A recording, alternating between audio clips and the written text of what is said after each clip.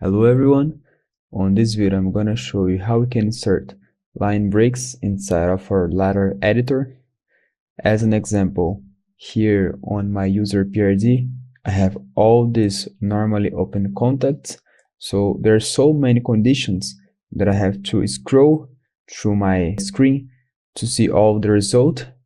So what I can do is go here on the Tools menu and Options, select FBD, LD, and IL editor, and select the letter options. And here on the visualization, I can mark this box called Networks with line breaks, and press OK.